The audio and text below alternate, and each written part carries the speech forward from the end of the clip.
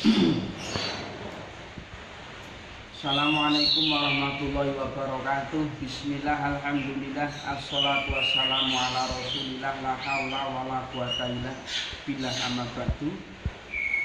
Kaum muslimin muslimat rahimakumullah, subscriber channel Ngopi Ngaji Nyuk. Di hadapan saya ini ya, ada sebuah benda yang dianggap pusaka, yang dianggap jimat, intinya yang dikeramalkan. Jadi ceritanya gini, beberapa waktu yang lalu ada pasien datang ke kita mengeluhkan sebuah keluhan, yaitu ada anak kecil berumur sekitar 7-8 tahun ya, kelas 1 atau 2 SD. Keluhannya adalah anak kecil ini kalau tidur ya sudah 4 harian, sekitar 4 harian, dia kalau tidur itu gusar. Dia kalau tidur melakukan gerakan-gerakan aneh, suara mendengkur yang tidak seperti biasanya, bahkan sampai ada gerakan-gerakan yang mirip gerakan binatang berkaki 4, sampai merangkak nodos-nodos masuk ke kolong meja seperti itu. Tentunya reaksi yang seperti itu menimbulkan kekhawatiran bagi orang tua dan keluarganya. Nah, kemudian datang ke tempat kita mengeluhkan itu, dibawa anaknya. Kita cek, kita ruqyah, ternyata anak itu memang masuk kategori agak indigo ya, artinya punya dianggap kelebihan ya, bisa atau sering melihat hal-hal yang tidak baik ya, sering melihat alam-alam lain, sering melihat penampakan. Itu memang indigo itu kelebihan, tapi bagi kami itu adalah kelebihan penyakit. Artinya apa? Itu tentunya mengganggu si anak tersebut. Karena Allah Subhanahu wa Ta'ala menghijab kita, memberikan kita tidak bisa melihat sesuatu yang tidak baik. Itu adalah sebuah anugerah, sebuah nikmat yang luar biasa. Bayangkan kalau orang itu portalnya terbuka, apa saja dia lihat, maka dia akan tambah tidak tenang. Kemudian kita ruqyah, alhamdulillah ada perubahan. Beberapa hari tidak mengalami reaksi seperti itu. Akan tapi kemudian menghubungi kami lagi, katanya kumat lagi Pak. Seperti itu tadi Pak, tidurnya ya kayak yang tadi, gerakan-gerakan aneh, mendengkur sangat keras, bahkan menyerupai binatang berkaki 4. Akhirnya kita datangi rumahnya dan kita lakukan ruqyah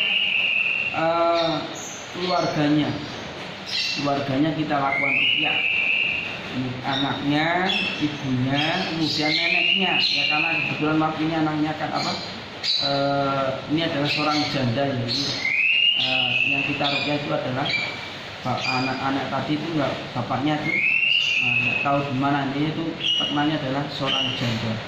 Nah, kemudian kita ruqyah, reaksinya cukup luar biasa, dan kita tanyakan bagaimana pasca ruqyah. Alhamdulillah lega, seperti ringan, enteng seperti itu. Nah, kemudian juga setelah itu sembuh ya, sembuh tidak seperti itu. Tapi selang berapa hari lagi mengeluhkan keluhan yang sama. Akhirnya saya tanyakan ke ibunya, ke neneknya, maaf ibu, maaf mbak, sekarang saya minta kejujurannya, apakah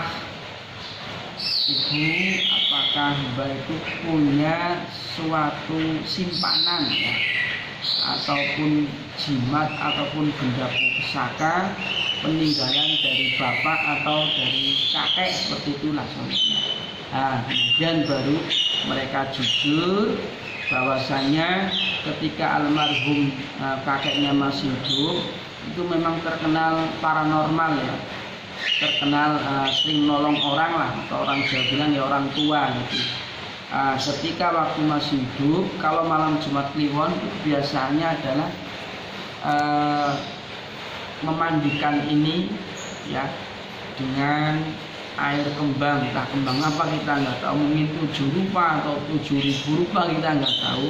intinya ini cukup dikeramatkan, dan ketika almarhum meninggal ya dipegangi, diserahin benda ini. Kita cuma nggak tahu apa ini.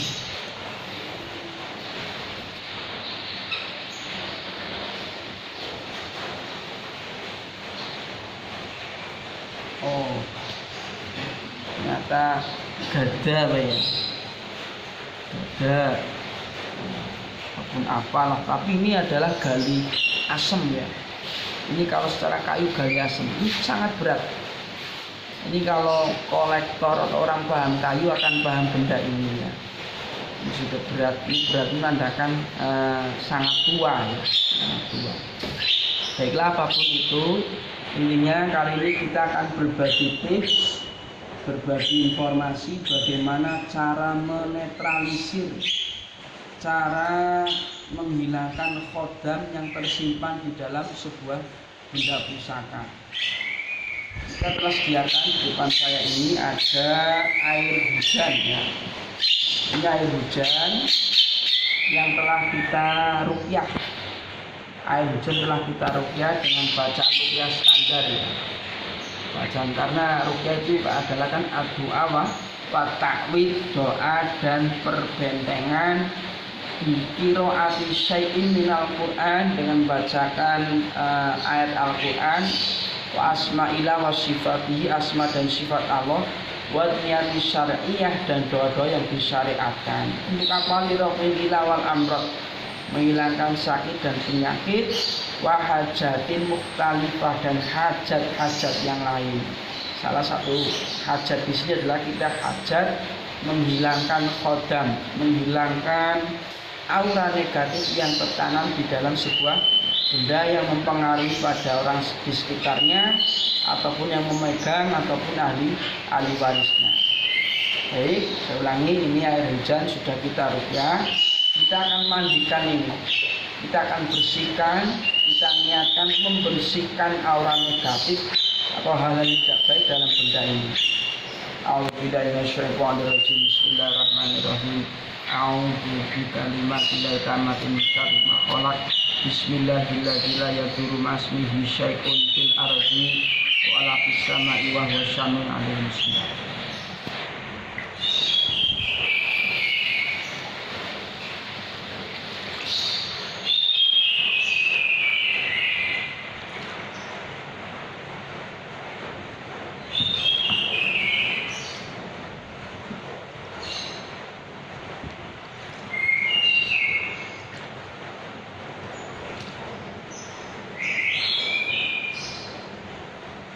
Cukup seperti ini. Kemudian kita tambahkan dengan doa penarik jin, penarik khodam. Kita niatkan untuk menarik hal yang tidak baik. A'udzubillahi minasyaitonirrajim. Bismillahirrahmanirrahim. Inna waliyallahu alladzi nazzalal kitab wa huwa tawallas sholihin. Ainama takunu ya'ti bikumullahu jami'a. Ainama takunu ya'ti bikumullahu jami'a. Ainama takunu ya'ti bikumullahu jami'a. Innallaha ala kulli syai'in qadir. Bismillahirrahmanirrahim.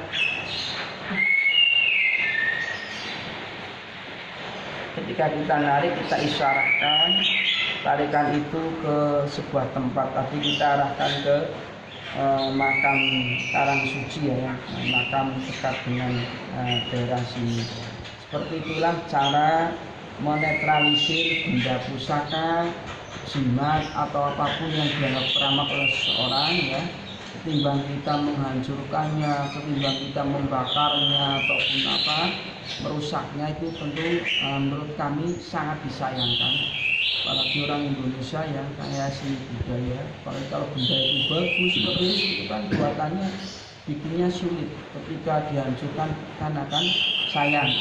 Kita cukup menetralkan, menghilangkan apa yang tidak baik, khodam tidak baik yang tertanam di benda tersebut. Terima kasih.